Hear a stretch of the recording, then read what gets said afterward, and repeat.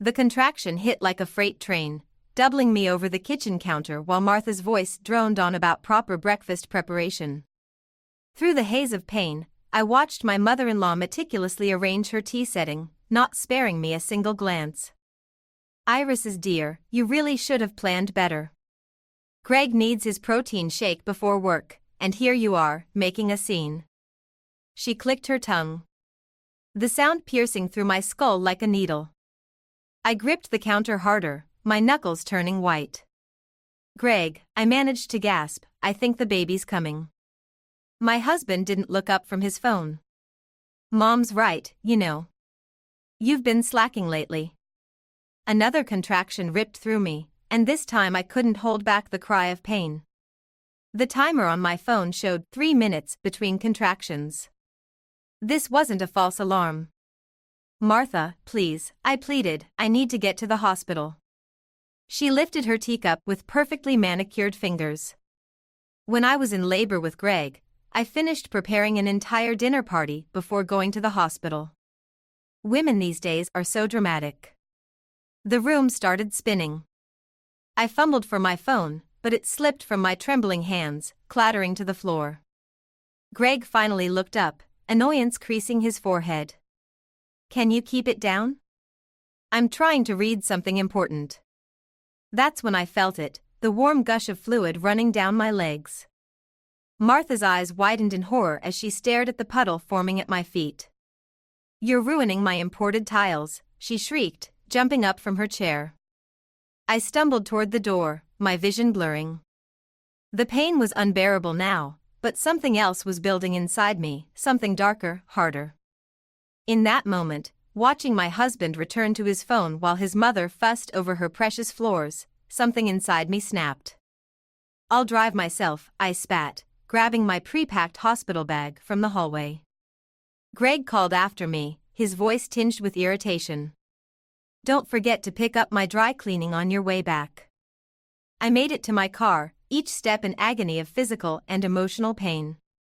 As I pulled out of the driveway, I caught a glimpse of Martha in the window, already on her hands and knees with cleaning supplies.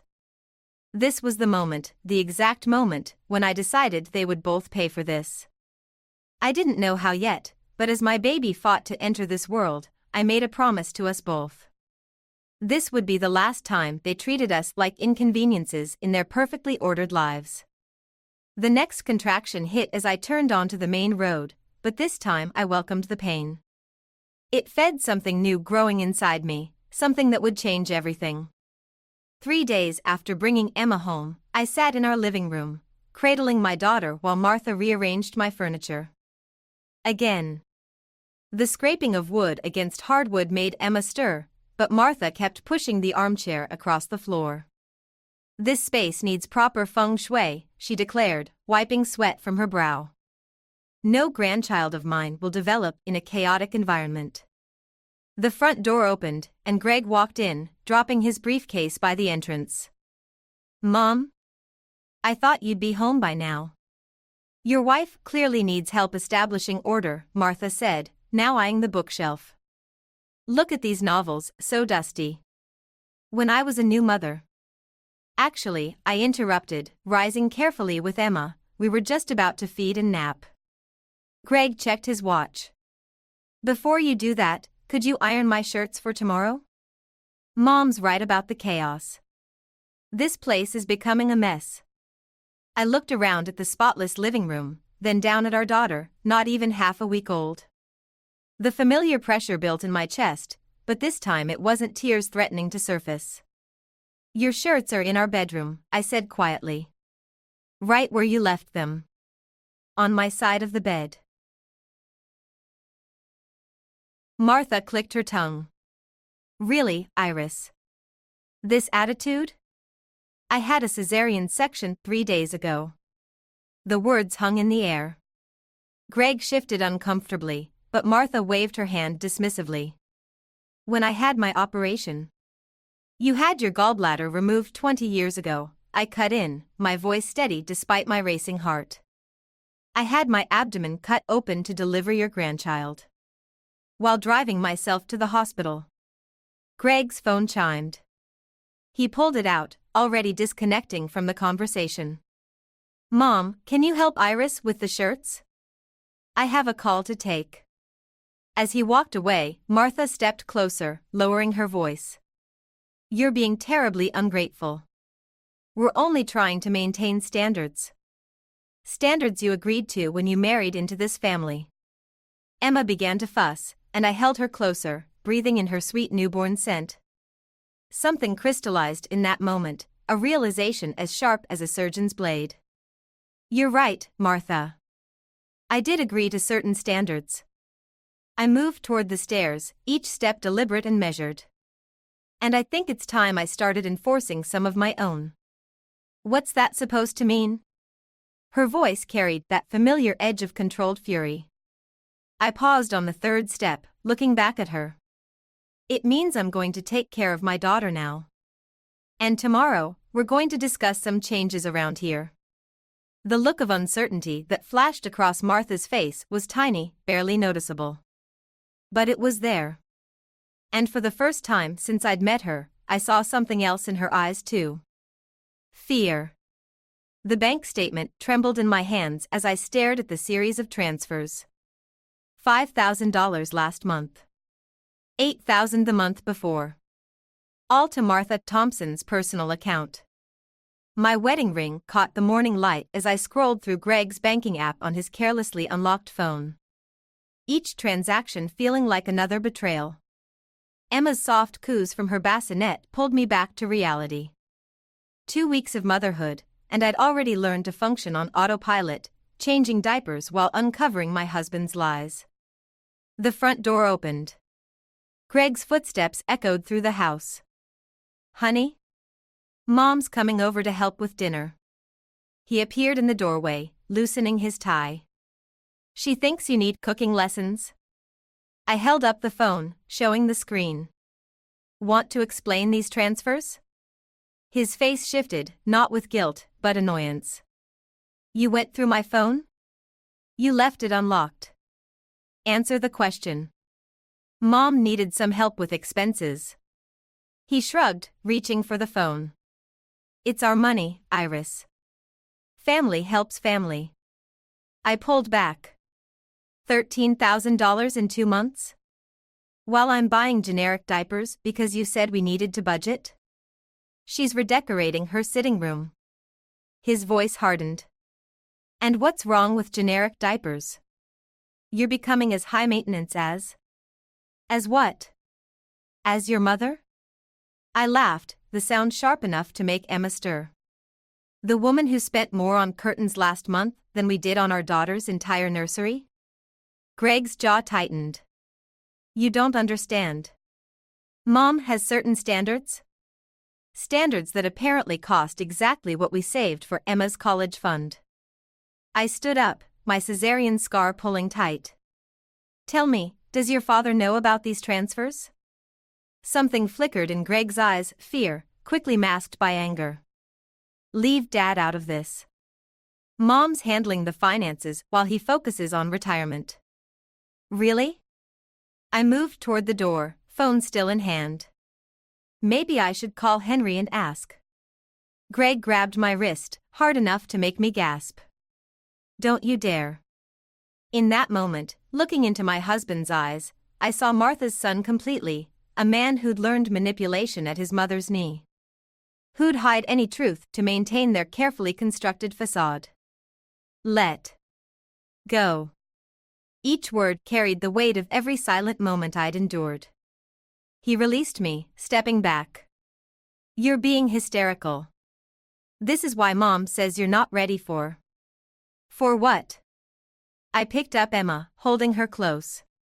For the truth about what you and Martha are really doing with your father's money? The color drained from his face. How did you? I didn't. I smiled, feeling a cold satisfaction as understanding dawned in his eyes. But I do now. Clara set her coffee mug down with enough force to make the kitchen table rattle. You need to leave, Iris. Now. I bounced Emma gently, trying to keep her asleep while scanning my friend's face. It's not that simple. Like hell it isn't. She pushed her tablet across the table. Look what I found when I searched Martha's name. The screen showed court records from 15 years ago, a sealed case involving financial fraud. Below that, 3 different businesses that had gone bankrupt under suspicious circumstances, all with Martha Thompson listed as a financial advisor. There's more, Clara continued, her voice dropping. Henry's company is facing an audit. The timing of those transfers matches exactly when the investigation started. My mouth went dry. They're hiding money. Emma stirred against my chest, and I inhaled her sweet baby scent, trying to steady myself. The front door opened, followed by the click of Martha's heels on hardwood. Clara grabbed her tablet, but not before Martha appeared in the doorway, her practiced smile freezing at the sight of my friend. I wasn't aware we had company. Her eyes flickered to the tablet. What are you ladies discussing? Bankruptcy law, I replied, meeting her gaze. It's fascinating how some people hide assets during audits. The color drained from Martha's face, but her smile never wavered. Such dreary conversation for new mothers. Greg tells me you've been emotional lately. Postpartum concerns, perhaps? Actually, Clara stood, gathering her things. We were just discussing Iris's options. Options? Martha's voice sharpened. For protecting her interests. Clara squeezed my shoulder. And Emma's. After Clara left, Martha remained in the doorway, her manicured fingers drumming against the frame. You know, dear, mothers who suffer from postpartum depression often lose custody. Especially when they make wild accusations about respected family members. The threat hung in the air between us. I thought of the documents Clara had shown me, of Greg's complicity, of Henry's ignorance. Of my daughter, sleeping innocently against me. You're right, Martha. I stood carefully, cradling Emma. I should rest. Doctor's orders. She nodded, satisfied. I'll tell Greg you're unwell. Perhaps he should stay at our house tonight. I waited until her heels clicked away before pulling out my phone. 3 quick texts, one to my lawyer, one to Henry's office requesting an urgent meeting, and one to Clara. Start the plan. Tonight. The response came immediately, already on it. Pack light. Destroy this message. I deleted the conversation and looked down at Emma, feeling the weight of what was coming. Martha thought she was playing chess, but she'd forgotten something crucial. A mother protecting her child plays for keeps. And I was done playing by their rules. The locksmith's van pulled away just as Greg's car turned onto our street. I watched through the living room window, my heart hammering against my ribs, Emma sleeping peacefully in her carrier beside me. Greg tried his key 3 times before ringing the doorbell. Then came the pounding. Iris. Open the door. His voice carried through the heavy wood. What the hell is this? I pressed the intercom button. Your clothes are packed in bags on the porch. Take them to your mother's. You changed the locks? Have you lost your mind? More pounding. Let me in. This is my house too. Actually, I kept my voice steady, it's my house. Check the deed. Wedding gift from my parents, remember? The gift you and Martha tried to convince me to put in your name for tax purposes. His phone call to Martha was immediate and predictable. Within 15 minutes, I heard her car screech into the driveway. Iris Thompson. Martha's voice could have cut glass. Open this door immediately or I'll call the police. Go ahead. I shifted Emma to my shoulder as she stirred. I'm sure they'd be very interested in those financial records I found. Especially with the audit coming up. Silence. Then Martha's urgent whispers to Greg. My phone buzzed, a text from Clara, Henry's secretary confirmed your meeting for tomorrow. Documents ready. The pounding resumed, but Greg's voice had lost its edge, replaced by something closer to panic. Iris, please. You don't understand what you're doing. Mom's just trying to protect the family. No, she's trying to protect herself. And you're helping her steal from your own father. Martha's sharp intake of breath was audible even through the door. You spiteful little. I have copies of everything, I cut her off. The transfers, the shell companies, all of it. They're in very safe places. So here's what's going to happen, you're both going to leave. Now. Tomorrow, I'm meeting with Henry. You wouldn't dare, Martha hissed. Try me. I looked down at Emma, drawing strength from her peaceful face. I'm done being the quiet, obedient daughter-in-law. You taught me well, Martha, family protects family. I'm protecting mine. Greg's last attempt was barely a whisper. She's my daughter too. Then prove it. Tell your father the truth. Or I will. I watched through the window as Martha practically dragged Greg to her car, their heated argument carrying across the lawn. As they drove away, I sank to the floor, cradling Emma close, my hands shaking but my resolve stronger than ever. The house keys felt heavy in my pocket, new keys, new locks, new boundaries. Tomorrow would bring its own battles, but for tonight, we were safe. And sometimes, that's enough of a victory to build on. Henry's office felt smaller than I remembered, or maybe it was just the weight of Martha and Greg's presence behind me. Their silence heavy with barely contained rage. Emma slept in her carrier, blissfully unaware of the storm about to break. Financial irregularities? Henry's voice cracked as he studied the documents spread across his desk. Martha, what is this? Martha's perfectly manicured hand reached for the papers. Darling, these are clearly manipulated. Iris is having emotional problems. The transfers are real. I pulled out my phone, showing the banking app. Greg's been moving company funds through personal accounts. Your money, Henry. Ask him where it's going. Greg stepped forward. Dad, I can explain. Explain what?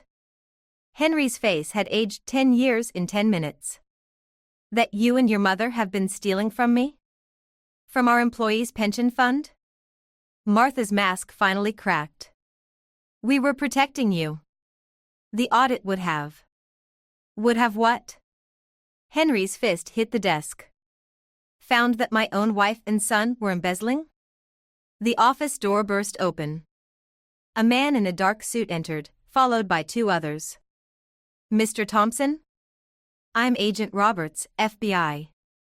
We need to discuss some concerning transactions. Martha's scream of rage turned feral as she lunged at me. You vindictive little bitch. I barely had time to shield Emma before Martha's hands wrapped around my throat. The carrier toppled, Emma's cries piercing the chaos as agents pulled Martha away. You ruined everything, she shrieked. Greg, tell them. Tell them what she's done. But Greg stood frozen, watching as agents handcuffed his mother. His eyes met mine, and for the first time, I saw real emotion there, not anger or defiance, but pure, devastating fear. Dad, he whispered. Please. Henry wouldn't look at him. Agent Roberts, my son and wife have full access to all company accounts. I'll cooperate fully with your investigation.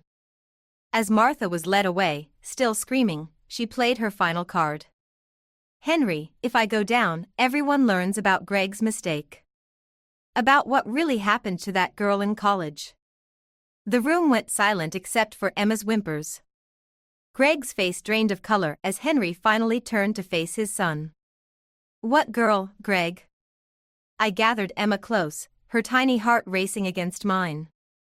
This wasn't victory, it was devastation. I'd wanted justice, but watching this family implode, seeing the pain in Henry's eyes, felt hollow. Martha's laugh echoed from the hallway. Still think you've won, Iris? You've destroyed this family. Hope you're proud of yourself. The worst part was, she might be right. I'd pulled the trigger, but the bullet had torn through all of us. And somewhere in the wreckage of what I'd done, I had to find a way forward, for Emma, for myself, for whatever was left of justice in this mess. The prison visiting room smelled of cheap disinfectant and desperation. Martha sat across from me, her orange jumpsuit a jarring contrast to her perfectly applied makeup. 3 months in custody hadn't dimmed her steel-sharp gaze. Come to gloat? She folded her manicured hands on the table. I came because Greg finally told me about Sarah Mitchell. The name hit like a thunderbolt. Martha's composure cracked, just for a second. The girl from his college days. The one who disappeared. You don't know what you're talking about. I placed a manila envelope on the table. Her parents never stopped looking. They hired private investigators, followed every lead. And one of them found something interesting, security footage of a car. Your car, Martha. The night Sarah vanished. Her laugh was brittle. Is this why you're here? To threaten me with ancient history? I'm here because I finally understand. Greg didn't just help you steal money, you helped him cover up something worse. That's how you controlled him all these years. Martha leaned forward, her voice dropping to a whisper. My son made a mistake. I protected him. That's what mothers do. No. I matched her posture. That's what monsters do. You didn't just help him hide it, you used it to own him. To keep him under your thumb. To make him help you steal from his own father. Everything I did was for yourself. I stood, pressing my hands against the cold metal table. The FBI has the footage now. And Greg? He's talking. About everything. The color drained from Martha's face. He wouldn't dare. He already has. Turns out, when you threatened to expose his secret to get more money last month, he recorded the conversation. Self-preservation, you taught him well. Martha lunged across the table, but the guards were faster. As they restrained her, she screamed, He's my son. I owned his soul. Not anymore. I gathered my things, watching her struggle. You know what the difference is between us, Martha? I protect my child by teaching her to be better. You destroyed yours by teaching him to be you. Her shrieks followed me down the corridor, but they didn't touch me anymore. Outside, Clara waited in her car, Emma cooing in the back seat. How did it go? She asked as I slid into the passenger seat. I watched the prison recede in the side mirror, thinking of Greg in his own cell, finally facing his crimes. Of Henry, rebuilding his company with honest hands. Of Martha, reaping the harvest of her poisoned legacy. It went exactly as it needed to. I reached back to touch Emma's tiny hand. Sometimes justice isn't about winning. It's about breaking the cycle. Clara nodded, understanding in her eyes. Ready to go home? Yes, I said, feeling lighter than I had in years. We are. The divorce papers lay signed on my lawyer's desk, their crisp edges marking the end of one chapter and the beginning of another. Through the office window, I watched Henry playing with Emma in the courtyard below, his silver hair catching the sunlight as he bounced her gently. The settlement's generous, my lawyer said, organizing the documents. Full custody, the house, and Mr. Thompson Sr.'s offer of continued financial support for Emma's future. I nodded, thinking of Martha's upcoming trial and Greg's plea deal. The headlines had been brutal: mother-son fraud scheme leads to murder investigation. Sarah Mitchell's parents would finally have answers. Though not the ones they'd hoped for. A knock at the door interrupted my thoughts. Clara entered, holding an envelope. This came to the house for you. Henry brought it. Inside was a single key and a handwritten note. I recognized Martha's precise handwriting immediately. Safety Deposit Box 247. Some truths should stay buried. Your choice now. My hands trembled as I folded the note. More evidence? More secrets? The power to bury everything deeper or expose it all lay in that small key. What are you going to do? Clara asked softly. Through the window, I watched Henry lift Emma higher, her delighted giggles floating up through the glass. He'd lost everything, his wife, his son, his company's reputation, yet here he was, finding joy in simple moments with his granddaughter. I placed the key on my lawyer's desk. Contact Sarah Mitchell's parents. They deserve to know everything. Even though it might hurt Henry more? Especially because of that. I gathered my things, feeling the weight of the decision settle into place. Real healing can't start until all the poison's drawn out. In the courtyard, Henry looked up and waved. I waved back, thinking of Martha in her cell, of Greg facing his crimes, of all the carefully constructed lies crumbling into dust. They'd thought revenge would taste like victory, but it tasted like truth, bitter and clean and necessary. Ready? Clara asked, holding the door. I took one last look at the key on the desk, at the power it represented, the power to hurt, to hide, to control. Martha's final test, even from behind bars. But I wasn't her. I wasn't Greg. And Emma wouldn't grow up in the shadow of buried secrets. Yes, I said, turning away from the key and toward my daughter's laughter. We're ready. Some might call it revenge, this final unraveling of Martha's web. But as I walked into the sunlight, toward Henry and Emma and whatever future awaited us, I knew it was something else entirely. It was freedom. Your patent sold for a high price. This morning, my boss suddenly called me and led me into the hallway, only to say something so ridiculous. Sorry, what do you mean by that? Are you talking about the patent I got at my previous company? I was puzzled by the absurdity of it all, yet I decided to listen half-heartedly. It had to be a lie. Yes, that's the one. But why did you join this company? Why did you leave your previous company and come here? Well, just then, a female employee, Lisa, came running up. Boss, there's a call from the CEO. He wants you to call back immediately. Really? Did he say what it was about? He didn't mention specifics. The CEO just kept insisting it was urgent. Hearing this, I suddenly had a gut feeling. Something must have been exposed, and it had turned into a major problem. You've lost everything now, I muttered. The sharp-eared boss glared at me and quietly approached. Hey, what's going on here? Boss, the CEO is waiting.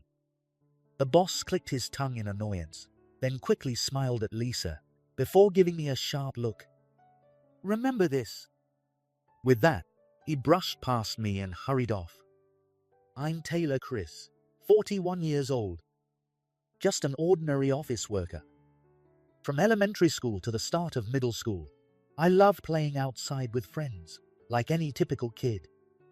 But as I began thinking about high school, I suddenly developed a keen interest in math and science. Although it was tough at first, I persevered, studied hard, and eventually getting into my first choice high school. For college, I focused solely on the sciences, studying intensely without distraction and successfully passing the entrance exams. In the lab, I dedicated myself to research with like-minded peers. But purely intellectual and quiet activities weren't enough for me. I wanted to make the most of my time, so I also worked part-time whenever I could. Working in the kitchen and as a waiter at a beer pub, and as a cafe employee, being around lively people felt refreshing.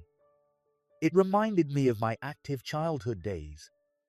While I enjoyed interacting with people, I also felt that having come this far in a science program, I should use the skills I had developed through my research in my job. So, I pursued job opportunities accordingly and chose a sock manufacturing company from several offers. 7 years later, I obtained a patent while working in R&D. It was a modest achievement, not enough to make me rich. But it gave me a sense of accomplishment. However, it also brought a creeping sense of boredom. I realized that if I continued in this job, I would only become more bored and wither away. Despite realizing this, I stayed in the same job for 5 more years. But one day, I decided to switch careers and took a sales job, a completely different field. At first, it was confusing and filled with setbacks. But now, in my 7th year, though it can still be tough at times, I find it far from boring and believe it was a good career move. Last year, I was promoted to assistant manager, which brought new responsibilities and pride. One day, I was called by Tom, the department head, who asked about a certain matter. Tom had been with the company for 25 years, a veteran dedicated solely to this company. When I first joined, he was one of the sales managers, but 4 years ago, he was promoted to head of the sales department. But it's doubtful if he earned it through genuine competence. Did he get that position by insidiously knocking down his rivals? His condescending attitude and unbelievably selfish behavior for someone in a leadership role are prominent. When he asked about the matter scheduled for next month, I assumed he was referring to the contract and answered accordingly. Yes, we are scheduled to finalize the contract in the middle of next month. What? Next month? Not this month. We've been planning based on that timeline. Chris, shouldn't you have mentioned that right away? Are you slacking off? I almost retorted that I wasn't slacking off, but held back. I blinked repeatedly, reflecting on the boss's words. This isn't the first time we've discussed this. I had informed him beforehand that the contract would be finalized next month. I clearly remember communicating that. Is he forgetful, or is he just pretending to mess with me? The upcoming contract was initially going to be delayed until the month after next due to the client's circumstances and our own considerations. But we managed to settle on next month as a compromise. That should be appreciated, not criticized. When I informed him previously, he didn't openly complain but made indirect snide remarks. I felt that just like before, he was itching to call me incompetent. But boss, I believe I informed you earlier. The contract was initially set for the month after next due to the client's schedule, but we pushed to finalize it next month. I said this calmly, not to argue, but hoping he would understand the facts. However, he completely ignored my sentiments and only said what he wanted. That's not what I heard. You can't make up excuses like that. You're not a kid. Those excuses won't fly. He might not be capable of understanding others' feelings. Unable to find a response, I kept my head down in silence. Why are you looking down? You're trying to deceive me, aren't you? Being a liar's the beginning of becoming a thief. I held back the urge to call him the liar, pretending not to know. No, but we will definitely finalize the contract next month. I've heard that line before. The issue is whether we can do it this month. Don't change the subject, but fine. If it's next month, prepare another one for this month. Without saying another word, I turned away from the boss. I felt a creepy sensation, as if his persistent gaze was sticking to my back. In reality, I've already surpassed this month's quota, but of course, I couldn't say that. I would have to find other sales opportunities from now on. The boss once tried to reassign my client to another employee. Isn't this client assigned to the assistant manager? I turned around to see Lisa holding out a brochure, looking down at me. Lisa, a sales employee 10 years younger than me, has been with the company longer because she joined right after college. I took the brochure from her and checked the company name at the bottom right. It was indeed my client. Yes, that's right. Thank you. Why do you ask?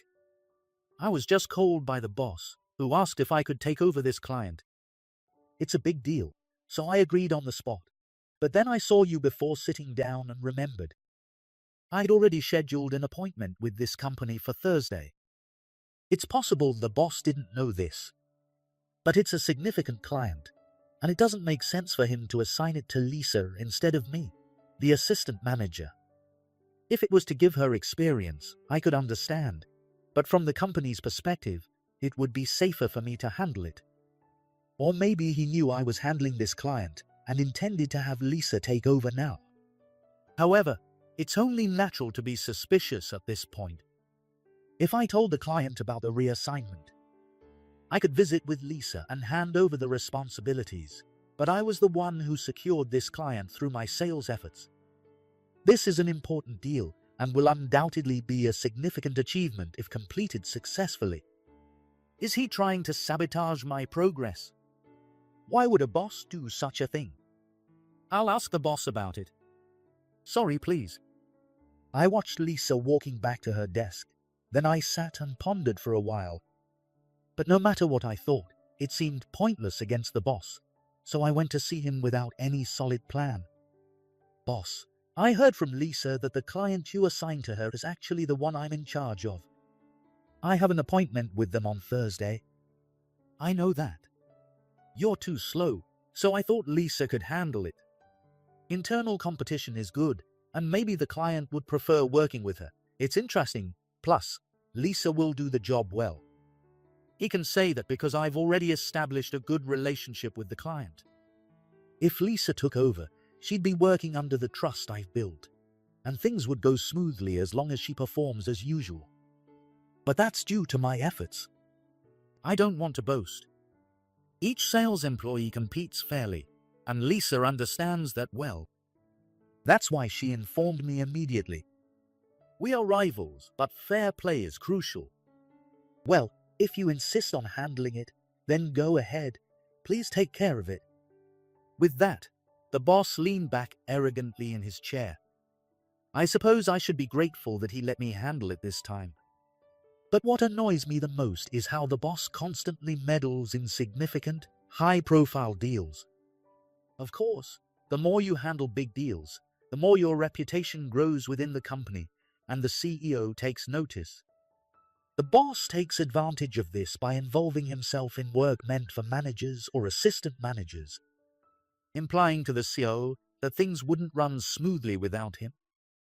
He always makes it seem like he's playing a crucial role in important deals, trying to inflate his importance and ensure that the managers and assistant managers don't get too much recognition. For your information, there aren't many deals that a manager can't handle. If we genuinely needed the boss's help, we'd ask for it. His unsolicited interference seems driven by his desire to protect his position. He only involves himself in tasks we can handle without him, and even then, just the easy parts. He leaves the difficult work to us, taking credit for the successes. Everyone's aware of it and is thoroughly fed up with his underhanded tactics. Around noon the next day, the boss suddenly called my name. I stopped working and stood up to go to his desk, but he signaled for me to follow him outside. I followed him down the hallway, wondering where he was taking me. He finally stopped in front of a quiet window where no one else was around. With a smug smile, he suddenly said something ridiculous. "Your patent sold for a high price." Sorry, what do you mean by that? I was at a loss for words due to the suddenness of it. Still, I wanted to know the true meaning behind his statement. Are you talking about the patent I got at my previous company? I was puzzled by the absurdity of it all, but figured the boss was lying again, as he often did. The boss's habit of lying was well known within the company, as he frequently fabricated stories about work. It's only a matter of time before he gets into serious trouble. Moreover, he's not above harassment. I've been on the receiving end multiple times, especially since my promotion to assistant manager. Yes, that's the one. But why did you join this company? Why did you leave your previous company to come here? Well, you're not very useful here. Even your promotion to assistant manager was out of pity. Maybe you should go back to the company where you got the patent. But it's probably too late. If you're not going to use it, it's better to let someone else benefit from it. Of course, we'll split the profits. Give me your account details later. With that, the boss let out a creepy, twisted laugh. Just then, Lisa came running up. "Boss, there's a call from the CEO. He wants you to call back immediately." Really? Did he say what it was about? He didn't mention specifics. The CEO just kept insisting it was urgent. Hearing this, I suddenly had a gut feeling. Something must have been exposed, and it had turned into a major problem. You've lost everything now, I muttered. The sharp-eared boss glared at me and quietly approached. Hey, what do you mean by that? Well, boss, the CEO is waiting. Annoyed, the boss clicked his tongue, quickly smiled at Lisa, then turned to me with a look of anger.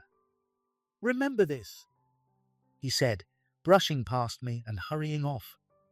I stood there, lost in thought for a moment, but as I headed back to my desk, I saw the boss rushing out. Without glancing my way, he hurriedly got into the elevator, likely heading to the CEO's office. After a brief hesitation, I followed my instincts and chased after him, finding myself knocking on the CEO's office door. When I put my ear to the door, I could hear faint voices. I quietly opened the door to find the CEO and the boss facing each other. The boss looked pale, and the CEO had a stern expression. Suddenly, the CEO softened his expression and looked at me. And you are, well.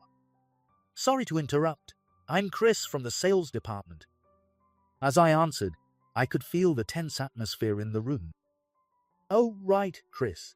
I've heard about your recent achievements. What brings you here? Humbled by the praise, I took the opportunity to address the issue at hand. Yes, actually. Even though I had made up my mind, I hesitated. When I glanced at the boss, he was staring at the carpet. Actually, the boss just told me he sold my patent. And what? That patent you own? The CEO seemed unable to grasp the situation due to the outlandish nature of the claim. Yes, that's right. When I answered and looked back at the boss, his face was one of utter shock. He might be panicking, thinking that after already angering the CEO, another problem had arisen. I tried to suppress my rising laughter and turned back to the CEO to continue, but the boss interrupted. CEO, there's a misunderstanding. I did talk to him about the patent, but not in the way he described. The boss's face was now serious. I meant to suggest that if he wasn't going to use the patent himself, selling it to others could contribute to society. He misunderstood my advice as an actual transaction. His smooth, seemingly noble explanation made me want to shout, "You've got to be kidding." That's fine, Tom, but be careful with your words. Don't trouble your subordinates now. Back to our discussion, said the CEO, giving the boss a stern look. Yes, sir, the boss replied, standing at attention with his hands pressed together.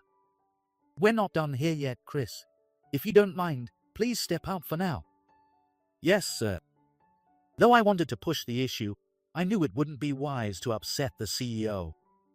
I left the CEO's office, frustrated by the boss's ability to fabricate stories so calmly. I should find another opportunity to talk to the CEO again. But is it true that the patent was sold? No, it must be a lie. It might be accessible online, but there's no way a patent can be sold to a third party without the patent holder's consent. And if that were done, it would be illegal. Wait, instead of assuming, I should first check if it's illegal. Thinking it wouldn't be wise to do this in the office, I took advantage of lunchtime to go to a cafe. I munched on a sandwich with one hand while using a tablet with the other. I searched the patent office website and read about patent transfers. As I thought, transferring a patent without the owner's consent is illegal. I also learned that personal identification documents are required for patent transfers. If the boss submitted my identification documents, it would mean he did it without my permission. Otherwise, he must have forged them. Either way, it's a serious crime. If this is true, I will sue Tom, regardless of his position. To confirm, I called the patent office. Excuse me, I have a question. Is it possible to transfer a patent without the patent holder's consent? No, you can't transfer it without personal identification. That's what I thought, thank you. I sighed in relief. Also, that's a crime. If you're facing such trouble, I recommend consulting a patent attorney or lawyer. Thanks for your concern. After hanging up, I felt optimistic. I didn't think the boss would go to the trouble of breaking the law. I sighed again as I returned to the office and looked around. None of the managers were less capable than the boss. In fact, some were even better. Everyone was proactive and didn't nitpick like the boss. The company ran smoothly thanks to the managers and lower-level employees, not the boss. The boss had always been the type to snatch projects away. I should probably tell the CEO about the boss's wrongdoings directly. I'll also make sure to mention the patent issue again. After a while, the boss returned from lunch. After taking a deep breath, I resolutely stood up and walked over to the boss. There weren't many people left in the office. Most were probably out on sales calls. "Boss, do you have a moment?" "Hey, what's up? Don't you have an appointment?" he asked mockingly. "I plan to spend the afternoon preparing materials and making sales calls from the office. Are you satisfied with your current position? Everyone else is out there making deals." His sudden comment might have stemmed from the incident in the CEO's office earlier. The fact that he didn't confront me directly suggested he was aware of the few remaining employees around us. I replied calmly, "No, I hope to be promoted to boss someday."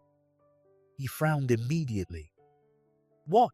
Why would you skip the manager position and aim directly for boss? Are you trying to insult me? Are you picking a fight?" The boss leaned back in his chair, glaring at me with an irritated expression, his bulging stomach protruding prominently. A button on his shirt was about to pop off. "No, it's a misunderstanding. I aim to become a manager and eventually a director, or even higher, as soon as possible. I will continue to compete fairly with my rivals without undercutting others or stealing profits. This contributes to the company's growth and boosts employee morale." The boss slowly straightened up from his chair and leaned on the table with his elbows. He gave a brief smile, looked away, then turned back to me. "What are you doing? Giving a self-promotion? Is this a presentation? Why are you telling me this? It's like..." The boss suddenly fell silent, then clicked his tongue in frustration. "You're really arrogant anyway. What did you want to talk about?" "Actually, my matter will take some time and isn't urgent. Since you're busy, I'll come back later. But I did get to say one thing." The boss frowned again as I quickly turned to leave. I spent the next while working on my documents, but needing a break, I went to the break room to make coffee. Lisa showed up as I was making my coffee. She had been in the office all afternoon, so she might have overheard my conversation with the boss. As she poured herself a cup of coffee, she asked, "What was that about with the boss earlier? I couldn't hear much from my desk, but it seemed like a confrontation." As expected, she had seen the scene. She's always straightforward, even with superiors, when she has a question. "It's nothing, Lisa. You don't need to worry about it," I said calmly, shaking my head. Really, it seemed pretty tense. She tilted her head, looking into my eyes as if trying to read me. "Well, okay. But it's definitely strange that the boss wanted to give your project to me. It's such a big deal, and it should be handled by someone higher up." When I agreed with her, she continued, "Exactly, normally, it should come through a manager or assistant manager before reaching me." Lisa was right.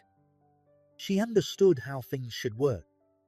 I nodded at her words and then put my index finger to my lips, signaling for silence. No one else was in the break room, but someone passing by might overhear.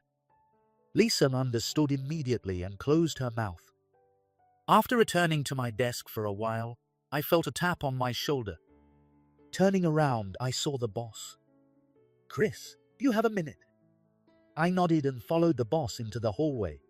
He turned at the first corner, stopping in a secluded spot. "What's up with you today?" "What's up with me today?"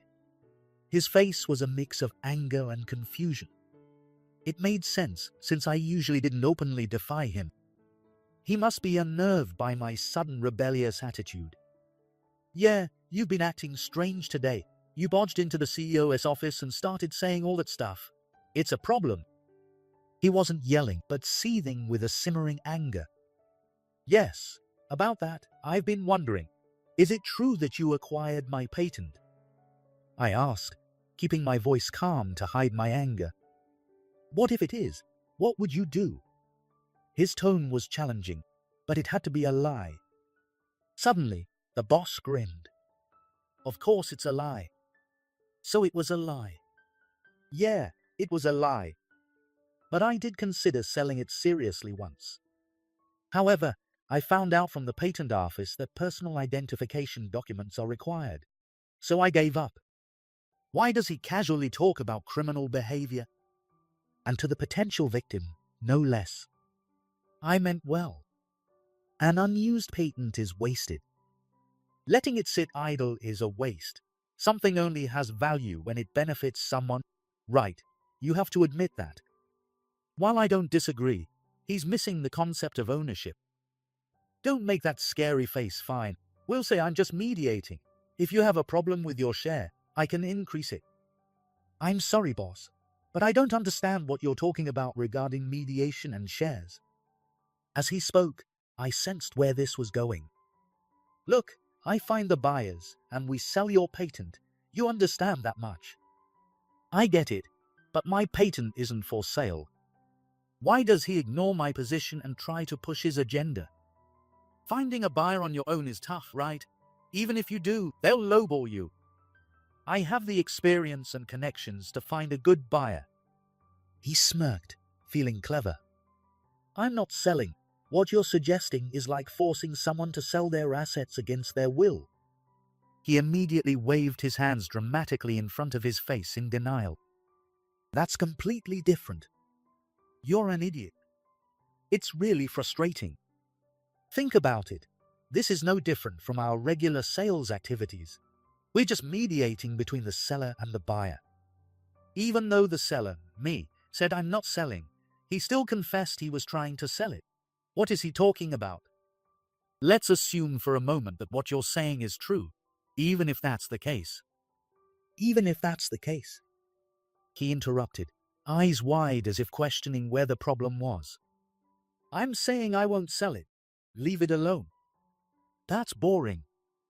You should see this as an opportunity to make connections with me. It could benefit you later. Maybe I should have said that from the start. The boss paused, giving a creepy smile. So here's the deal. If you agree to sell the patent, I'll favor you. I'll promote you. You could become a manager quickly. Wait, boss. No waiting. Decide now. It's a simple choice. Sell or don't sell. Side with me or against me. Which is it? There's no choice to make. I have no intention of selling my asset. And even if I did, I wouldn't involve him. And I certainly won't become his lackey. I'm not selling. You are my enemy? As soon as I said that, the boss's eyebrows shot up, and he glared at me. Fine, remember that. With a click of his tongue, he brushed past me quickly. I decided to confront the CEO on Monday morning, right after the weekend. Having declared him my enemy, I needed to act before the boss could retaliate. Timing my call perfectly, I got permission to see the CEO and hurried to his office. After knocking, I quietly opened the door and stepped inside. Good morning, CEO. This is Chris from the sales department. Good morning, Chris. What's this important matter? Is it urgent? Asked with curiosity, I responded firmly. Yes, it's about the head of the sales department. Oh, what about him? The CEO seemed very interested. I began by explaining how the boss frequently meddled in the managers' and assistant managers' projects to take credit for their work. The CEO listened attentively, with his hand on his chin. I pointed out how he likes to appear involved in all major projects and manipulates things to keep the managers from getting too much recognition. What do you think about that, Chris? I understand the boss wants to protect his position. But a boss should be managing and improving the performance of managers and assistant managers. His current approach is entirely wrong. This doesn't demonstrate his capability as a boss. Interesting. You have a knack for getting to the heart of the matter. The CEO smiled gracefully and urged me to continue. But that's not all, is it? This isn't just a problem affecting you. Coming all the way to my office means there's more you need to share about your situation, right? I remained silent. For example, you visited me on Friday. Can you tell me more about that? His gentle tone reassured me that I could trust him with everything. Thank you for your concern. I'm sorry for dropping by without calling on Friday. I gave a gentle face to him. The other day, the boss told me he sold my patent for a high price. I was caught off guard and didn't understand what was happening. But legally, a third party can't sell a patent without the owner's consent. And even if technically possible, it's illegal. It's a crime. I took a deep breath after saying all this in one go. I directly asked the boss about his intentions. Shockingly, he admitted he tried to sell it without my permission. If that's true, it's a serious issue. Yes, it may be hard to believe, but it's true. He then told me that since he couldn't sell it without my cooperation, I should let him find a buyer, give him a brokerage fee, and in return, he'd help me climb the corporate ladder quickly. The CEO's kind smile had vanished, replaced by a stern expression. And what did you say to that? I firmly refused him on the spot. Good. The room fell silent, and then the CEO spoke gravely. So, everything you've told me is true. Yes, I can no longer tolerate working under him. After declaring this, I left the CEO's office. As I rounded a corner in the hallway back to my department, I ran into the boss. He flinched and then glared at me, snarling. You're in my way, move. Why is he so aggressive when I've done nothing wrong? No, he's my enemy now. Where are you heading? The boss ignored my question as if he hadn't heard it. He must have been in a hurry because he walked away briskly without acknowledging me.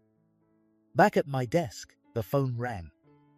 Assistant manager, the CEO, wants to see you. I nodded and hurried back to the CEO's office. As I entered, the atmosphere was cold and tense. Chris, I asked him about what you told me earlier. At first, he tried to cover it up, but he eventually admitted to everything, including the issue with your patent. It's not only unprofessional, but also unacceptable as a human being. The CEO cleared his throat. That's not all. While he was distracted with these schemes, he made several critical mistakes in his duties as a manager. His conduct is damaging to both his subordinates and the company's interests. The boss looked pale and aged, clearly shocked. CEO, I have an important meeting to attend. May I be excused? Of course, do your best. Thank you, I'll be going now. As I replied, I glanced at the boss, who was staring blankly at the carpet. Soon after, an immediate personnel change took place, and Tom was demoted from his position as department head. Instead of being demoted to a manager position, Tom was assigned to a newly created role, which was lower than both manager and assistant manager. He had no managerial responsibilities and no authority to command subordinates. It was a position in name only. His salary was likely reduced, and he became a window dresser. Given his long tenure, the company couldn't demote him to a regular employee, but this wasn't for Tom's benefit. It was due to the company's structure and consideration for the other employees.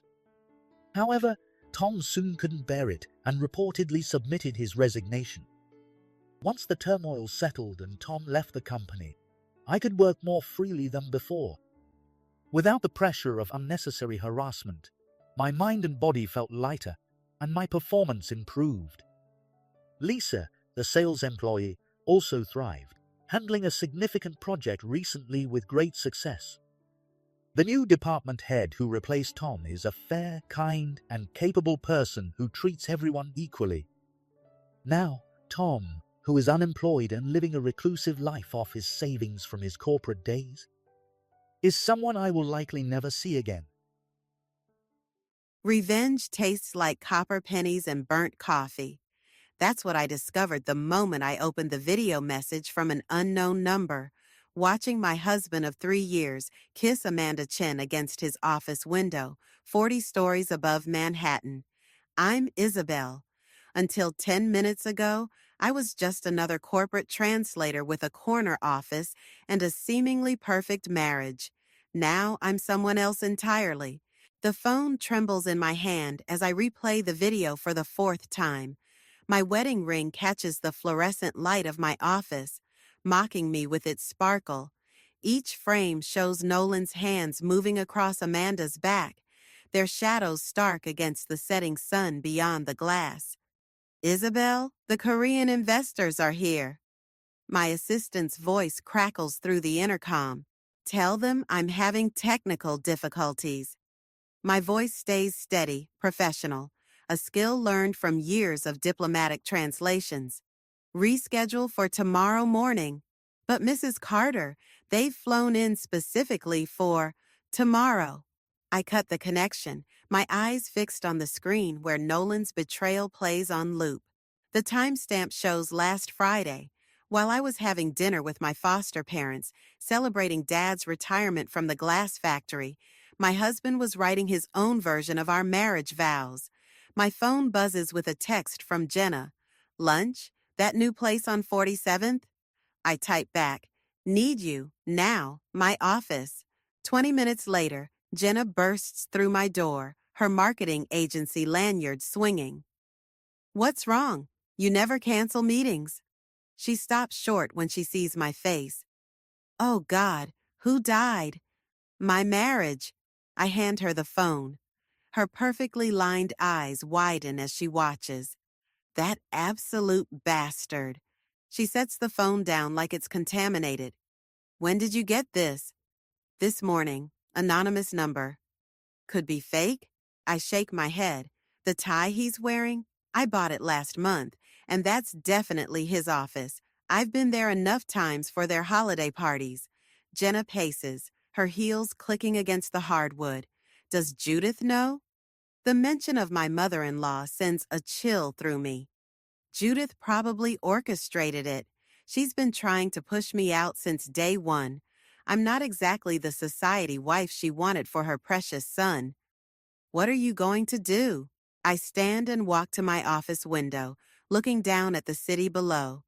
3 years of enduring Judith's subtle jabs about my foster care background, of Nolan gradually pulling away, of trying to prove I belonged in their world. I'm going to destroy them, I say, surprised by the coldness in my voice. Not just Nolan, Judith too. They want to play games? Fine, let's play. Isabel. Jenna's voice carries a warning. Think about what you're saying. Your parents. The Thompsons taught me about love and family. Nolan and Judith are about to teach me about revenge. I turn from the window. Will you help me? Jenna studies me for a long moment, then nods slowly. Whatever you need, but promise me one thing? What? Don't lose yourself in this. I've known you since college. You're better than them. My phone buzzes again. A text from Nolan. Dinner tonight? Have news to share. I smile, imagining the lies he's prepared, the excuses he'll offer. I won't lose myself, I tell Jenna. I'm going to find myself, and they're going to wish I hadn't. I pick up my phone and type back, can't wait. I have news too. The game begins now, and I intend to win. Dad's hands still smell like glass dust and metal when he hugs me. The familiar scent hits harder tonight, making my throat tight as I stand in the Thompsons' kitchen. Their modest home feels like a fortress compared to the hollow mansion I share with Nolan. You're too thin, Mom says, sliding a plate of lasagna across the counter. Has that fancy husband of yours forgotten how to feed you? If she only knew. I force a smile, watching her bustle around the kitchen she's ruled for 30 years. Just busy with work, the Korean deal is taking up all my time. Speaking of work, Dad says, settling into his usual chair. How's Nolan handling the merger? Must be keeping him at the office late. The fork freezes halfway to my mouth. What merger? Dad's weathered face creases with concern. The Carter financial merger with East Asian markets. It's been all over the business news. Thought you knew, being his wife and all.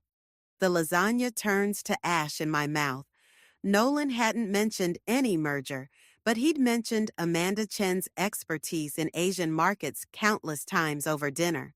My phone vibrates. A text from Nolan. "Where are you? Thought we were having dinner." "Isabel?" Mom's voice pulls me back. "You've gone pale, sweetheart." "I'm fine." The lie comes easily now. "Just remembered I forgot to send an important email."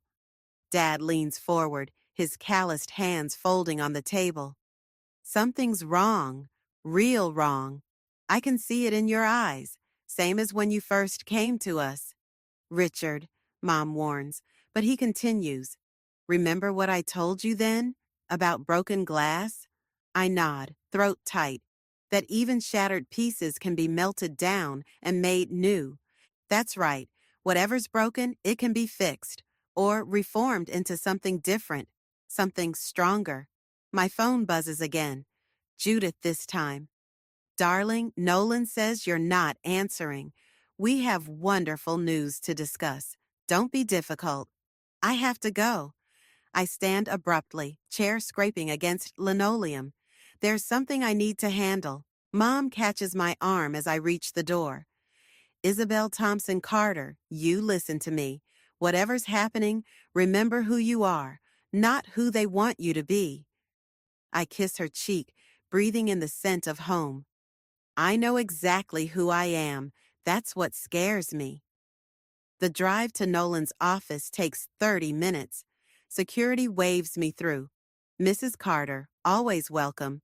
The elevator rises smoothly to the 40th floor, each ping marking another step toward confrontation. I hear their voices before I reach his office. Nolan and Amanda discussing profit margins and market penetration like they weren't penetrating something else entirely last week. "Isabel?" Nolan spots me through the glass walls. "What are you doing here?" "Surprising my husband." I step inside, smile fixed. "Hello, Amanda. Working late again?" Amanda gathers her papers, perfectly manicured nails clicking against the desk. "Just finishing up merger details. I'll leave you two alone." "No need," I say sweetly. "I'm sure whatever you're discussing affects me, too. After all, I handle all our Asian translations." Nolan's jaw tightens. "We haven't announced the merger yet. It's confidential." "Like your office meetings after hours?" Amanda pales, nearly dropping her papers. "I should go." "Yes, you should." I turn to Nolan as she flees. "Interesting choice. Putting the merger lead in charge of your extramarital activities, too. Very efficient." "Isabel, save it. Your mother's waiting to celebrate your wonderful news. Remember? Should I tell her what I'm celebrating?" He reaches for me, but I step back. "Let me explain. The merger, Amanda. It's complicated." "No, it's quite simple." I move toward the door. "You chose your path. Now I'm choosing mine." "What does that mean?" I pause, hand on the door frame. "Ask your mother. I'm sure she can explain how quickly things can shatter." The elevator doors close on his confused face. In my pocket, my phone buzzes with another message from Judith. I delete it without reading. Dad's right. Broken things can be reformed. But sometimes they come back sharper than before. The Carter family estate looms before me like a medieval fortress, all stone and judgment. Judith's annual garden party swirls across the manicured lawn, a sea of pastels and pearls, wealth dripping from every carefully curated conversation. I adjust my simple black dress, a deliberate choice among their summer florals. "Isabel, darling." Judith materializes beside me, champagne flute in hand. "We missed you at the club fundraiser yesterday. Amanda gave quite the impressive presentation about the merger." "Of course she did. I was having dinner with my parents." "The Thompsons." She says their name like it's a medical condition. "How quaint. though perhaps it's time to focus more on your actual family? You mean like you've been focusing on my marriage? Her perfectly lined eyes narrow. I don't know what you're implying. Then let me show you. I pull out my phone, opening the email I'd discovered this morning. Interesting correspondence between you and Amanda Chen from 6 months ago. My son needs someone who understands our world. Your words, I believe? The champagne flute trembles slightly. You've been going through private emails? Amazing what people will share when they feel wronged. Amanda's assistant was quite helpful after you had her fired last week. Mother? Nolan approaches, his smile faltering as he reads the tension. Everything all right? Show him, I say to Judith. Tell him how you orchestrated every lunch meeting, every late-night project with Amanda, how you promised her partnership in the merger if she could. What was the phrase? Help Nolan see his potential beyond his current situation? Isabel, you're making a scene. Judith's voice drops to a harsh whisper. No, Mother, she's telling the truth. Amanda appears, clutching a manila envelope.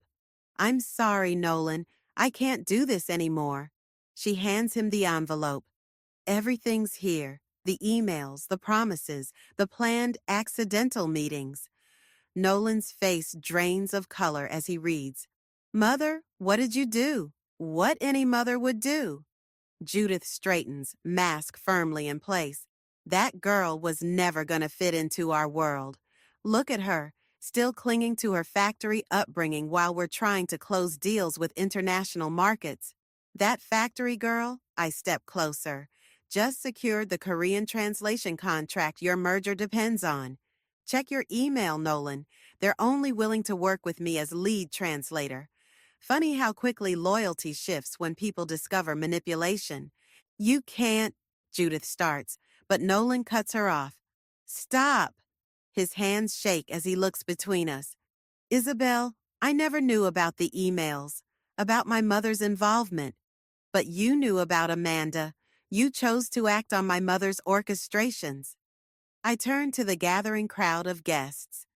Just like you chose to hide the merger from me while parading your affair through your office windows. Gasps ripple through the crowd. Judith's carefully constructed social facade cracks like thin ice. I loved you, I tell Nolan, voice steady. But your mother was right about one thing. I don't belong in your world. Because in my world, we don't destroy people to climb higher. Please, he reaches for me. We can fix this. No, I step back. But we can end it. The divorce papers are in your office. Sign them or the emails go public. Your choice. You wouldn't dare, Judith hisses. You'll destroy everything. I think of Dad's words about broken glass, about reformation. Sometimes destruction is necessary for rebuilding. You taught me that. Turning away, I walk through the parting crowd. Behind me, I hear Judith's sharp intake of breath, Nolan calling my name, Amanda's heels clicking as she flees. But I don't look back. My phone buzzes, Jenna texting from her watch post.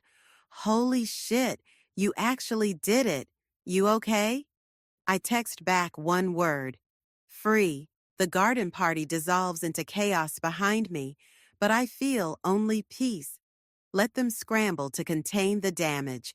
I've learned that some things aren't meant to be contained, like truth, like justice, like the satisfaction of watching carefully laid plans shatter against their makers. Dad was right. Broken things can become something new. And sometimes that something is exactly what you were meant to be all along. 3 days after the garden party, my office door swings open without warning. My boss, Marcus Chen, stands there with a face like thunder. Behind him, Judith Carter smiles like a shark scenting blood. Isabel, we need to discuss your position with the company. Marcus closes the door, trapping us in this perfect triangle of tension. Of course. I keep my voice steady, though my fingers curl against the desk. Is this about the Korean contract? This is about your abuse of company resources. Judith cuts in, accessing private emails, threatening corporate partnerships, using translation contracts as leverage for personal vendettas. I look at Marcus. Interesting accusations from someone who doesn't work here. Mrs. Carter sits on our board now, Marcus says, not meeting my eyes. The merger includes several board position changes. Of course it does. I should have seen this coming. The Korean contract? I ask, already knowing the answer. Being reassigned to Amanda Chen's team. Judith's victory gleams in her eyes. Given your personal conflicts, it seems appropriate. My phone buzzes. A text from Jenna. 911. Check your email now. If you'll excuse me, I reach for my laptop. I need to verify something with legal. There's nothing to verify, Judith says smoothly. The paperwork is already processed. I open the email anyway. It's from Amanda Chen, subject line empty. Inside is a single video file. Security footage from Judith's office at Carter Financial. The timestamp shows yesterday. Before you make any decisions, Marcus, I turn my laptop around. You might want to watch this. The footage plays silently. Judith and Amanda in heated discussion. Money changing hands. Amanda's resignation letter being torn up. A clear view of Judith's notebook as she writes. Transfer Isabel's contracts. Remove obstacles. Marcus's expression darkens. Mrs. Carter, what exactly am I looking at? A desperate fabrication, Judith snaps, but her perfectly maintained composure cracks slightly. Obviously doctored by a disgruntled employee. Obviously, I agree, except our IT department can verify its authenticity, and the SEC might be interested in the insider trading discussion that follows. Should I play that part? Judith's hand trembles as she reaches for her phone. You have no idea what you're doing. Actually, I do. For once, I really do. I stand, gathering my things. Marcus, I quit. But before I go, check the merger documentation. Carefully, especially the parts about asset distribution and board control. Understanding dawns in Marcus's eyes. He turns to Judith. You were never authorized to offer those board positions, were you? I'll handle this. She hisses into her phone. Nolan, get over here now. He can't, I tell her. He's meeting with the SEC. Apparently, someone sent them some very interesting emails about the real structure of the merger. Did you know Amanda keeps excellent records? The color drains from Judith's face. You vindictive little... Careful, I cut her off. The security cameras in here work too. Marcus moves toward the door. I need to call our lawyers. Do that, I say, picking up my bag. Oh, and Judith, the Thompsons send their regards. Dad says sometimes the smallest cracks are what bring down the whole structure. She follows me to the elevator, fury radiating from every designer-clad inch. You think you've won? You're nothing. A charity case playing at success. The elevator arrives with a soft ding. No, Judith, I'm exactly what you made me, someone who learned to play your game better than you. As the doors close, I see Marcus rushing toward his office, phone pressed to his ear. My own phone buzzes again. Jenna, done. Evidence sent to all board members. You okay? I text back. Never better. The truth is, I'm exhausted. Revenge takes more than it gives. But as the elevator descends, I feel something else breaking free, not just from Judith's schemes or Nolan's betrayal, but from my own fear of being that unwanted foster child again. Sometimes you have to shatter everything to find out what you're really made of. And sometimes what breaks you free is exactly what they never thought you'd use against them, the truth they taught you to hide. Jenna's apartment looks like a war room. Laptops, documents, and takeout containers cover every surface. The wall behind her couch displays a timeline of Judith's manipulations. Photos, emails, financial records. 3 weeks of meticulous planning comes down to tomorrow night's charity gala. The guest list leaked, Jenna says, tapping her laptop. Every board member from both companies will be there. Perfect timing. I study the security layout she's pulled up. And the video? Loaded on every screen in the ballroom. One click and her phone rings, cutting her off. She frowns at the screen. It's Amanda. My stomach tightens. Speaker. Amanda's voice crackles through, breathless and panicked. Isabel, they know. Judith somehow found out about tomorrow. She's planning something. What exactly? I keep my voice steady despite my racing pulse. I don't know, but she met with your parents today. The room tilts. The Thompsons? When? This afternoon, at the factory. I followed her there after she left the office. Jenna grabs my arm as I reach for my keys. Isabel, wait. This could be a trap. Those are my parents. I shake her off. She's already taken everything else. Exactly why you need to think this through. What would your dad say?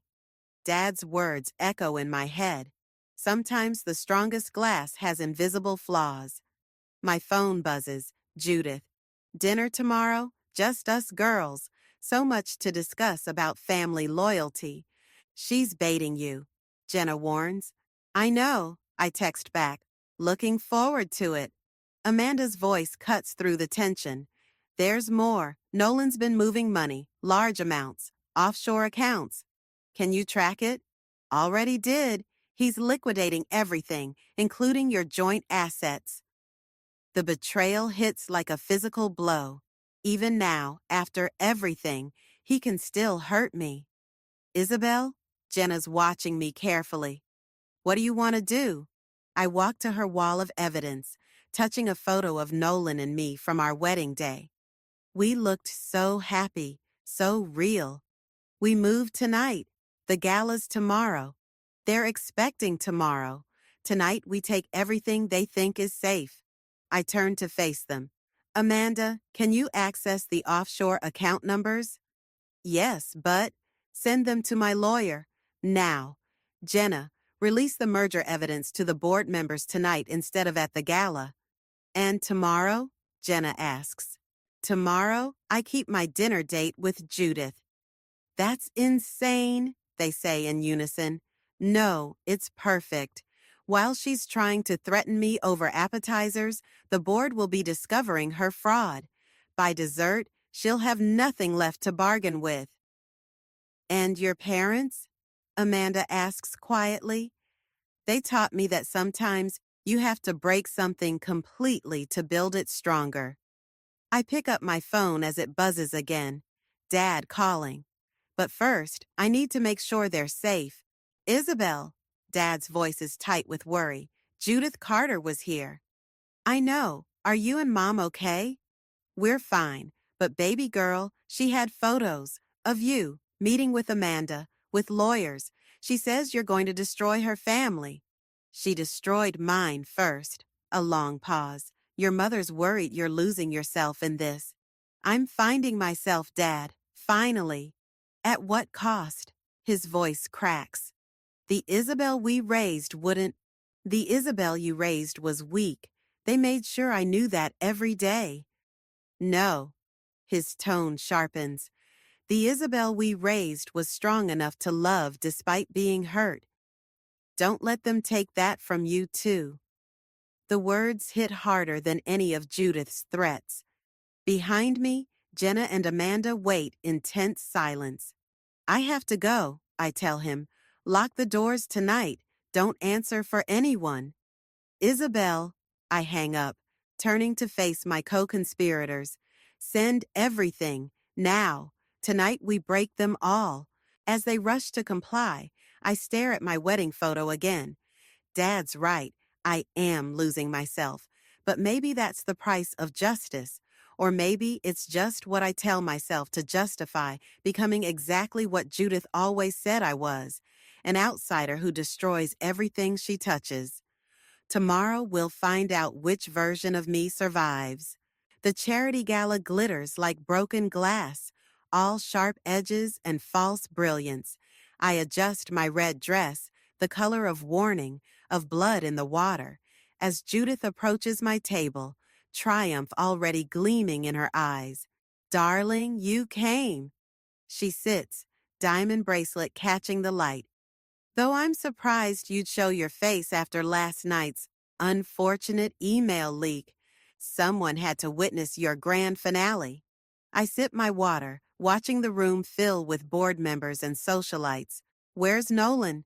Dealing with your mess, naturally.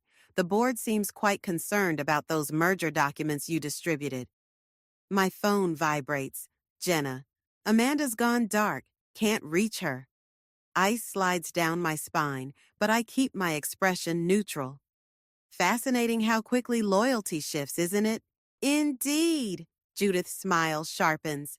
Speaking of loyalty, your parents send their regards. Such a shame about the factory inspection tomorrow. Safety violations can be so costly. The threat lands like a physical blow. You wouldn't I? Your father's hands already shake from nerve damage. One anonymous tip about unsafe conditions. She shrugs delicately. At their age, starting over would be impossible. Nolan appears beside us, looking haunted. It's done, Mother. The board accepted our explanation about the documents being fabricated. Of course they did. Judith pats his hand. Family always protects its own. Is that what you call it? I stand, fury burning through my veins. Show them the video, Nolan. Tell them how your mother orchestrated everything. The affair, the merger, all of it. Isabel, please. His voice cracks. They'll destroy us. You destroyed us first. Enough. Judith rises, steel beneath silk. Amanda provided a full statement about your attempts to sabotage the merger. Security footage shows you accessing private files. The board knows everything. Amanda would never. Money speaks louder than loyalty, dear. You taught us that. She gestures to the approaching security guards.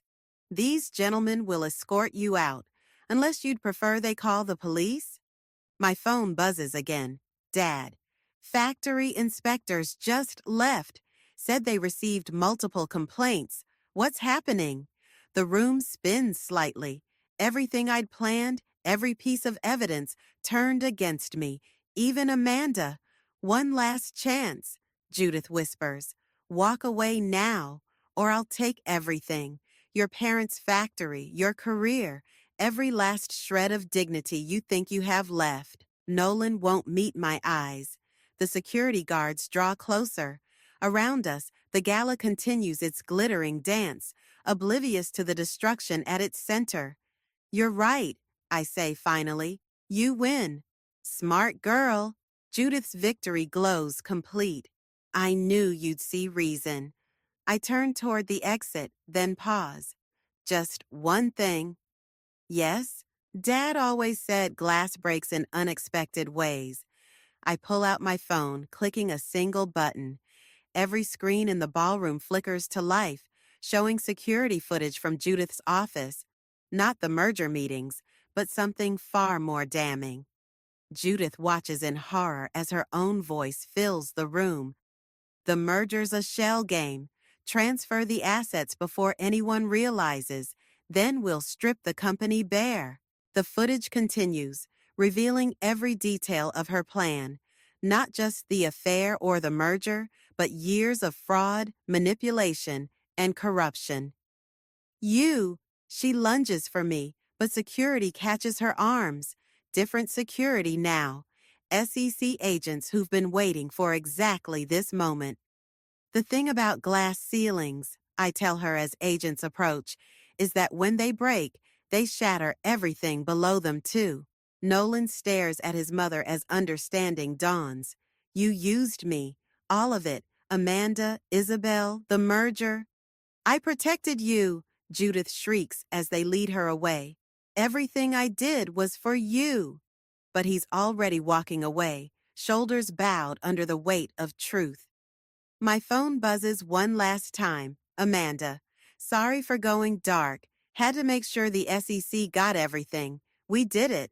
The gala dissolves into chaos around me. I should feel triumphant, but all I feel is hollow, because in breaking them, I've broken something in myself, too. Something that maybe can't be reformed. Dad was right.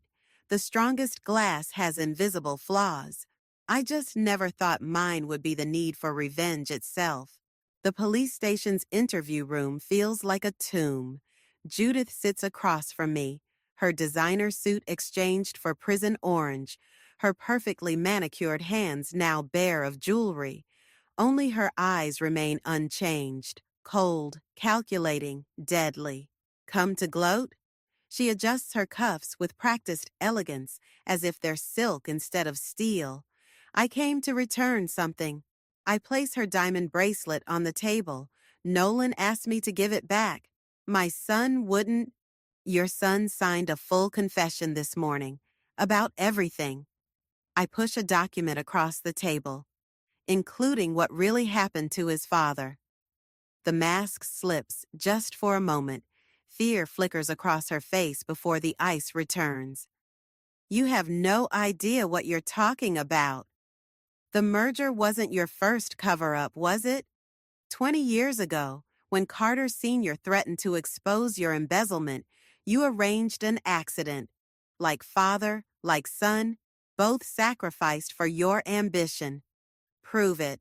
Already did. Amazing what people remember when offered immunity. The mechanic who tampered with the brakes was very cooperative. She lunges across the table, mask shattering completely. Guards rush in, but not before her nails rake my cheek. You destroyed everything. You did that yourself. I touch the blood on my face. Every manipulation, every lie, every person you sacrificed, it all led here. I protected my family. You destroyed your family and mine. Your family? She laughs, harsh and broken. Those factory workers who took in strays? That's not family, that's charity. The door opens. Nolan stands there, looking older than his years. Stop, Mother. It's over. Darling, please. Everything I did was for me? No. His voice cracks. It was for you. Always for you. Dad knew it. Isabel knew it. I just didn't want to see it. Nolan, the SEC found everything. The offshore accounts, the shell companies, Dad's accident report. I signed the confession because it was true. All of it. Judith collapses into her chair, defeat finally breaking through her armor. You were supposed to be perfect.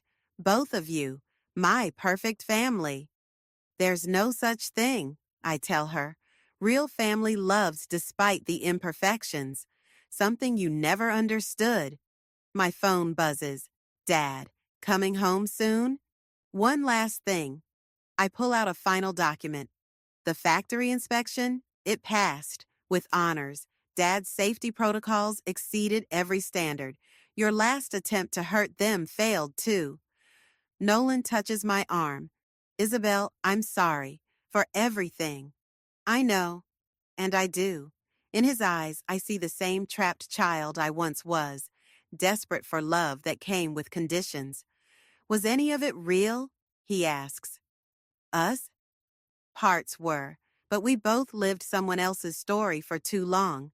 Judith watches this exchange with dawning horror, not at her situation, but at the realization that her control is truly broken, her son choosing truth over protection, her perfect world crumbling not from external forces, but from within. You think you've won? Her voice turns venomous. You're still that unwanted child playing dress-up in our world. Nothing will change that. You're right. I gather my things. I am that child, the one who survived foster homes and rejection and your manipulation, the one who learned that real strength isn't in destroying others, but in choosing not to. How noble, she sneers. And yet here we are, after your perfect revenge. No, here we are after justice. The difference is, I can walk away. I head for the door, but Nolan's voice stops me. What happens now? Now, you tell the truth, all of it, and maybe someday you'll build something real from the ruins. And you? I look at my phone, at Dad's message waiting for a response. I'm going home, to my family. Behind me, Judith calls out one last time, but her words fade against the guard's shutting door. Her power, her threats, her perfect world, all shattered like the glass she thought would cut me. Sometimes the strongest things aren't the ones that never break, but the ones that learn to rebuild from the pieces. The glass factory's furnace roars like a living thing, turning sand into possibility. Dad stands at the controls, his hands steady now that the threat of inspection has passed. He doesn't look up when I enter, but his shoulders relax, recognizing my footsteps. Got something to show you, he says, adjusting the temperature. New technique we're trying. I watch as he pulls a glowing mass from the furnace. With practiced movements, he shapes it, not into the usual perfect spheres or cylinders, but into something deliberately irregular. See these imperfections? He points to the subtle waves and bubbles in the cooling glass. Japanese technique, kintsugi for glass. The flaws make it valuable. Dad found this in the office. He hands me an envelope, worn at the edges. Inside is a photo. Me at 12, newly arrived at the Thompsons. All sharp edges and distrust. Remember what you said that first night? That I'd leave before you could send me away. And I told you that broken things belong together. My throat tightens. I almost became her, Dad. I wanted to destroy them so badly. But you didn't. He sets the cooling glass aside. You chose justice over vengeance. That's the difference between you and Judith. My phone buzzes. An email from Marcus Chen. The Korean contract is still mine if I want it. A chance to rebuild on my own terms. Speaking of justice, Mom appears in the doorway. Someone's here to see you. Amanda Chen stands in the factory office, looking out of place in her designer suit. I had to tell you myself, she says, turning, about the anonymous video. You sent it? She shakes her head. Robert Kane did, Judith's former CFO, the one she framed for embezzlement 5 years ago. He'd been gathering evidence against her for years. The affair just gave him the final piece. Why are you telling me this? Because you deserve to know you weren't the first person she tried to destroy, but you were the first one strong enough to stop her. Through the window, I watch Dad return to his work, adding more flawed pieces to his collection, each one unique, valuable, not despite its imperfections, but because of them. What happens to Nolan? I ask. Probation, in exchange for his testimony. He's selling everything, paying back what his mother stole. Amanda hesitates. He asked about you. Tell him I'm where I belong. After she leaves, I join Dad at the furnace. He hands me a pair of gloves, worn smooth from years of use. Together, we pull another piece from the fire. It's harder this way, he explains as we shape the glass, controlling the flaws, making them beautiful instead of hiding them. But worth it. Like family? He smiles. Exactly like family. My phone buzzes again, Jenna this time. Dinner tonight? World needs celebrating. But I'm already where I need to be. In this factory that smells of heat and possibility, watching Dad turn broken things into art, feeling Mom's presence behind us, steady as a heartbeat. You know, Dad says, examining our finished piece, glass has memory. Even after you reshape it, it remembers what it used to be, carries those experiences in its structure. I think of Judith in her prison cell, of Nolan facing his truth, of my own journey from revenge to justice. We all carry our past, shaped by it, but not bound to it. One more? Dad gestures to the furnace. I pull on the gloves, feeling their familiar weight. One more. Together, we reach into the fire, ready to make something new from the heat and pressure of transformation. Not perfect, not flawless, but real. Like family, like love, like forgiveness. Sometimes the strongest things aren't the ones that never break, but the ones that learn to carry their breaks with grace, turning wounds into windows, letting light shine through the very places they once shattered. Low-level education is this company's shame. At this company, the largest number of 80 people in history gathered for the job offer ceremony. On such a grand stage, I was chosen to give the speech as the employee representative. However, Executive Vice President James made such a condescending remark towards me on stage. The venue instantly buzzed. "Then I will decline." I said this and handed the microphone to Executive Vice President James. At that moment, one of the directors, with a pale face, came running with a smartphone. The moment he saw the screen of the offered smartphone, Vice President James's face turned pale as well. "My name is Richard Anderson, 40 years old. I work as the head of the Systems Sales Management Department at a major recycling shop company that operates about 100 stores nationwide. After graduating from the local technical high school, I went to a vocational school to learn IT skills and got a job at my current company. At that time, online sales were rapidly expanding, and students with skills and knowledge like mine were in demand. There were few students with specialized knowledge about the expanding internet society. Riding the wave of the times, I successfully joined a major company among students from prestigious universities. Moreover, our company president, who built this company from a small pawn shop into a large enterprise, valued sincerity in work over academic background. Nowadays, interviews are handled by the HR department. But back then, the president personally interviewed all new employees. I was one of those hired directly by the president. This company doesn't just engage in the mere business of selling items to customers. We buy items that customers have cherished and connect them to the next customer. I believe the connection between people is most important. What about you?" The president's face was stern, and his question pierced my heart. He probably wasn't fully convinced about the new sales method of online selling that we were about to enter. I understand that doing business as usual won't suffice in the future. However, in a situation where we must do what other companies are doing, there's a feeling of reluctance to easily abandon our existing values. But I felt a sense of respect for the president, who honestly shared his feelings with me. My father runs a barber shop, so I understand the importance of customer connections.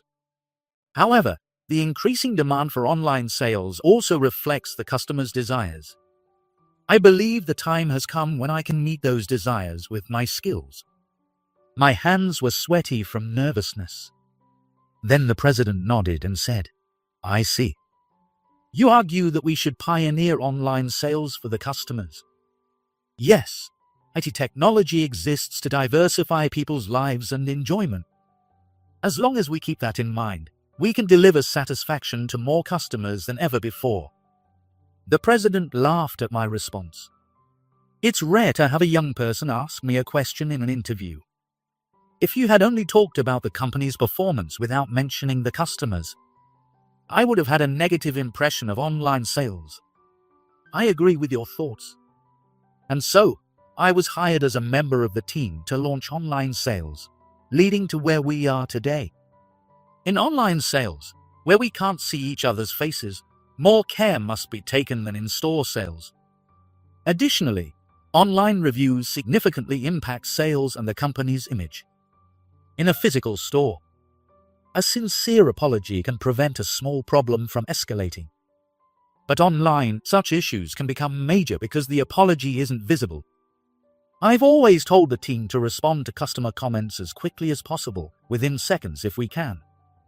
We've also worked hard to create a user-friendly and clear website. Customer complaints were directed to me immediately, so I could address them promptly. Unlike physical stores, online sales have no closing hours, essentially operating 24/7. It's only natural that the person in charge is always available when the store is open. From the launch to when things stabilized, I kept my eyes on the continuous stream of feedback. However, in the beginning, it was hard for others to understand our efforts. There were no IT-savvy people among the existing employees, so our department was often criticized for excessive overtime, supposedly tarnishing the company's image. Especially from Executive Vice President James, who joined from a finance company a few years ago and is related to the president. You could probably open 3 stores downtown with the money spent on hiring you and advertising costs. Every time I heard those words, I secretly fueled my determination to boost our online sales. Thanks to that, our online sales system improved daily, and with the impact of our extensive online advertising, we had a strong start. 5 years later, we ranked first in customer reviews on online sales sites, and our recognition skyrocketed. As domestic demand grew, we also created a site for international sales to meet the rising inbound demand. And I directly requested my boss to hire multilingual staff. However, even then, Executive Vice President James made snide remarks. Can a highly skilled linguist work with someone with your low academic background? Executive Vice President James, with his prestigious education, particularly looked down on me, who graduated from a technical high school and vocational school. As a technician, I never cared much about academic background, but I started wondering if it was important. Not because of James's remarks, but because I saw my own children growing up. My wife, Mary, wants to provide our elementary school son, Tom, with a gifted education. I think it might be too early for an elementary schooler, but she is determined. In today's world, it's necessary to start education early. Everyone is doing it. If we, as parents, don't keep up, Tom won't be able to keep up with others. Mary's words have some merit. It might be better to get into a good university to avoid condescending remarks from highly educated people like Executive Vice President James. I am determined not to let my son go through the same experiences I had. Around that time, the company decided to launch a new business, hiring 80 new graduates and young mid-career recruits, the largest number ever. Until now, the job offer ceremony was held in the company's conference room. But due to the large number of attendees, we rented a hotel event hall in the city. At this ceremony, I was personally appointed by the president to give a 10-minute speech as the employee representative in front of the new employees. Normally, only executives give speeches, but this time the president specifically chose me. I couldn't agree immediately. Speaking for 10 minutes in front of people is a daunting task. My words could influence the feelings of the new employees. Don't worry, and I'm not worried either. Just talk about what you've done and what you think. It will surely resonate with the young people. With these words from the president, I had no choice but to accept. Then came the day of the job offer ceremony. Executive Vice President James was the MC, and I had a bad feeling, which unfortunately came true. After the president's address, we have words from Richard Anderson, the head of the System Sales Management Department, as the employee representative. Let me give you a brief introduction to him. Introduction. I hadn't heard anything about this. What is he going to say about me? After graduating from the prestigious UCB, I worked at a major financial institution for 20 years. Then, at the president's request, I joined this company as an executive. On the other hand, he graduated from a run-down local technical high school, went to vocational school, and luckily rode the wave of the times to get here. With these words, Executive Vice President James looked at me. His low-level education is an embarrassment to the company. The moment he said that, the atmosphere in the room became tense. Such a remark suggesting an education filter could easily cause a scandal in today's world. Though I've thought this way, it's undeniable that he has ridden the wave of the times and boosted the company's performance. I hope his words can inspire hope in many of you now. Over to you, Richard. With a sneer, Executive Vice President James handed me the microphone. I took it, looked at the 18 new employees sitting before me, and took a deep breath. Then, I will decline. My words caused a stir in the venue as soon as I spoke. Executive Vice President James whispered, "What are you saying?" I should be the one asking what he's talking about. I was utterly fed up with his spiteful remarks. What is he thinking, saying such things in front of young people full of dreams and hopes at this job offer ceremony? Usually, how someone views a person without educational background is their personal opinion. However, this is a public event. Moreover, the audacity of imposing his own values, as if they were righteous at such an important job offer ceremony, is appalling. There are quite a few technical students among the attendees, not just graduates from prestigious universities. How can he say such terrible things? If I take the microphone from Executive Vice President James and give my speech, the young people in front of me won't be moved. What are you talking about? I only introduced you as an outstanding employee who has boosted the company's performance. Did I say something wrong? Trying to cover up with a forced smile, Executive Vice President James was shut down by me. I don't want to be an embarrassment to the company, so I will decline the speech. Instead, I'd like to request a 10-minute speech from Executive Vice President James, a graduate of the prestigious UCB. I'm sure it will resonate with the new employees. I handed the microphone back to Executive Vice President James. He stared at me in shock. The once buzzing venue had fallen silent, and the students seemed to be listening intently to the conversation on stage. Please, don't misunderstand me, everyone. I love this company. I respect the president who acknowledged my efforts. That's why I want to speak up when something feels wrong. I believe it's for the good of the company. I said loudly enough to reach the back row without using the microphone. Richard, enough. Don't disrupt the event. Just read the prepared speech as instructed. Executive Vice President James glared at me.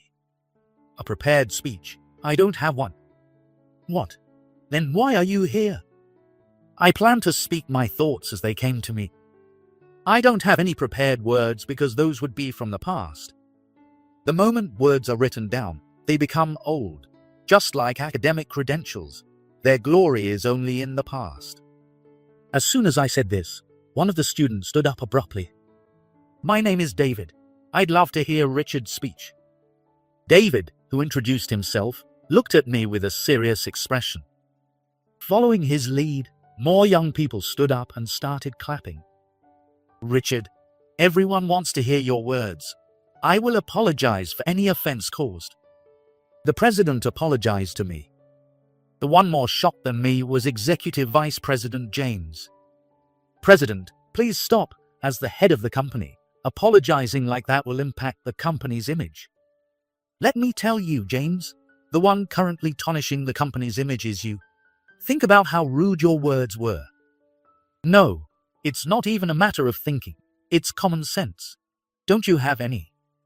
The president's stern words echoed through the venue, and Executive Vice President James was left speechless.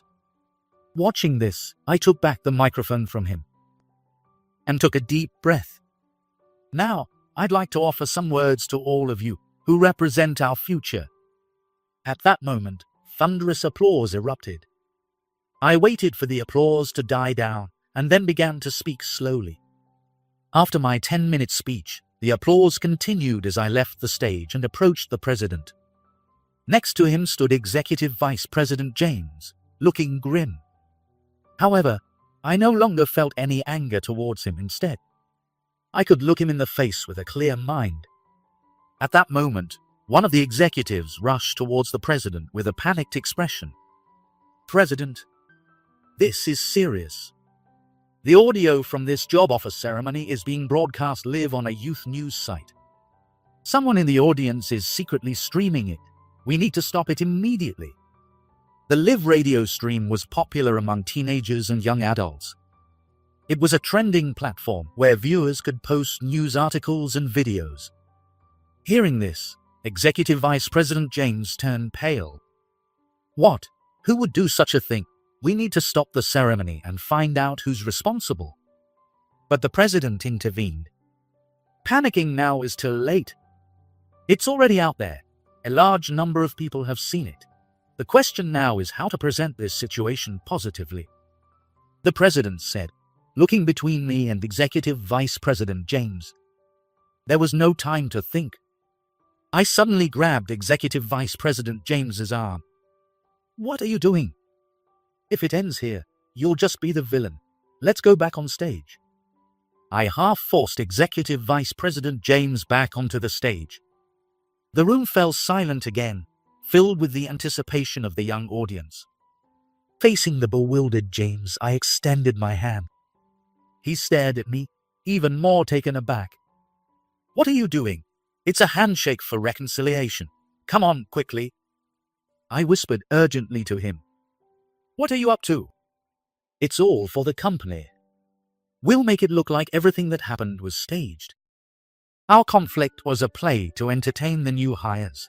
At this point, we have to see it through. James, taking a deep breath, grabbed my hand. Not only that, he plastered a smile on his face and addressed the young audience. This was all a prank. Job offer ceremonies often turn into boring events where you endure long speeches from executives. So we staged this drama to create a memorable ceremony. I was amazed he could lie so effortlessly, but now it felt reassuring. Don't worry, everyone. In this company, even if you're talking to a superior, you can speak your mind. We resolve disagreements through discussions, regardless of rank. I followed up on James's words. The venue erupted in laughter from the students, although it was a bit forced. The incident helped to ease the students' tension, and the subsequent self-introductions on stage went smoothly and in a friendly atmosphere. In the end, we never found out who streamed the job offer ceremony on the live radio. The audio video and the account of the poster were deleted. President, it's dangerous to hire someone who would do such a thing. We need to find out who did this. Executive Vice President James insisted to the president after the ceremony. Indeed, streaming the audio of the ceremony on live radio was quite bold. The audio was streamed from the beginning of the ceremony, not just when your argument started. It was planned from the start. I think this was meant as a message. The president said, A message? James asked, looking puzzled. I don't know the intent, but it's not good for us to become paranoid. If we start a public witch hunt, we might lose these new hires. That would waste the HR department's efforts. Let's observe the situation for a while. The president suggested. I nodded in agreement with the president's words. The real issue is James's remarks. Talking about academic background in such a way is inappropriate in this age of diversity. I asked you to join this company because of your skills, not your degree. I'm not belittling lower academic backgrounds. However, if academic achievements are disregarded, United States will lose its competitiveness. Students' academic abilities are declining, and fewer young people aim for university than before. James argued. I could understand James's point. In fact, my older brother was academically gifted from childhood, graduated from a prestigious university, and now holds a government position.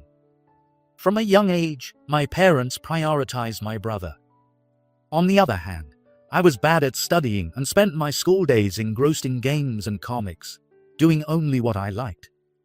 Meanwhile, my brother, pale-faced, attended supplementary lessons early in the morning, went through rigorous classes at his high-ranked school, and even attended cram school. I remember he would come home late at night, always looking exhausted as he ate dinner. I could never be so dedicated to studying. When my brother passed his university entrance exams with flying colors, I congratulated him, and he said, You should do what you love for a living. It was an unexpected remark. I had braced myself to hear him tell me to study more to reassure our parents. Now that we're both married and living our own lives, We only talk during holidays, but I remember his words every time I see him. My brother graduated from UCB. I saw firsthand how hard he studied, so I know getting into a prestigious university isn't easy. Executive Vice President James looked shocked. What? Your brother graduated from UCB? Yes, he's a kind and hard-working brother. Executive Vice President James suddenly dropped his shoulders and sighed. The words you spoke on the stage were true. Something I said. Honestly, I was so angry at the time that I almost lost control and didn't remember what I said to Executive Vice President James. You said that academic achievements are in the past. At my age, I sometimes get tired of bringing up past glories. Actually, my son suddenly dropped out of college and went on a trip. What? Suddenly? A trip? Why so abruptly? I exclaimed in surprise. I didn't even know James had a son. Despite working in the same company, we knew nothing about each other. I have no idea why. He had never been rebellious, was diligent in his studies, and had top grades. When he told me he was dropping out, I couldn't help but yell at him, and then he went on a trip. But while arguing with you on the stage, I had a realization. Maybe I was suppressing him. I was projecting my past self onto him, thinking only about myself and not about his life. James looked sad, and I didn't know what to say. If James apologizes to Richard and reflects on this, we'll overlook the incident, Richard. Can you forgive him? Yes. I also regret reacting so strongly and causing a scene. James said, I'm sorry. I didn't say it aloud, but I hoped he would reconcile with his son. A few months later, the day came when the new employees started their first day at work. 3 new hires joined the system sales management department, and one of them looked familiar. You're the one from that time. Your name is David, right? When I called out to him, he smiled brightly and responded, Yes, I'm honored that you remember me. I see. You're an engineer. I look forward to working with you. Likewise, I'm excited to be here. His energetic voice echoed, and I felt genuinely pleased to have such a lively newcomer. However, during the welcome party for the new employees, David told me something unexpected. Actually, I was the one who streamed the audio from the job offer ceremony on the live radio. I've deleted the account now, so I can't prove it. But I wanted to confess. I didn't want to hide it from you, Richard. I couldn't hide my surprise at his sudden confession. What? Why did you do that? During the interview, Executive Vice President James mocked me for being a high school graduate. I thought I'd be rejected, but then I got the offer. He probably didn't mean it that seriously, but I wanted to get back at him somehow. So that's why you did it. If you had been caught, you could have lost the offer and harmed yourself in the process. David shrugged and apologized quietly. I'm sorry. But after hearing your words, Richard, I wanted to work with you. I was shocked when you started arguing on stage. The Live News viewership spiked. It was hilarious in the end, even if it was just a prank. Well, actually, it wasn't a prank. Executive Vice President James and I were genuinely arguing. But when we realized it was being streamed live, we pretended it was a prank. David looked delighted. Really, that was a real fight? Yeah, it's embarrassing for grown-ups, but that's the truth. So let's just pretend we never had this conversation. Since that incident, Executive Vice President James stopped making snide remarks towards me. In fact, recently, he even shared a personal story when we crossed paths. Actually, I talked to my son 2 days ago. It was the first time since he left for his trip. He seemed well. He's traveling around Southeast Asia now. Really, that's great to hear. I'm sure dropping out of college was something he needed to do for himself. It wasn't just about rebelling against you. James gave a small, wistful smile and said, Yeah. One day, I came home to find Mary sorting through her clothes. She was taking out the fancy outfits we bought for the entrance exams and packing them into a cardboard box. Are you taking those to the cleaners? I asked. Mary shook her head. No, I'm selling them at the flea market. They were quite expensive. I asked, not understanding her reasoning. Why don't we need them? Aren't we preparing for Tom's transfer exams? I gave up on that. Watching the other moms, it all seemed so ridiculous. They're all desperately trying to show off their kids, but none of the kids looked like they were having fun. But Tom said he wanted to transfer, didn't he? Mary stopped and looked down. Tom looked the least happy among those kids. I realized I was ignoring his feelings. He didn't want to leave his friends at his current school, but he kept quiet and went along with it. I gently put my hand on her back as she looked down, feeling sad. I see, but Tom has grown up enough to consider his parents' feelings. Mary looked up and smiled. Yes, he's a kind child. I realized he can live a happy life without gifted education. I think so too. There will come a time when our child will want to leave us. Until then, we'll watch him grow slowly. I decided to look forward to that day when it eventually comes.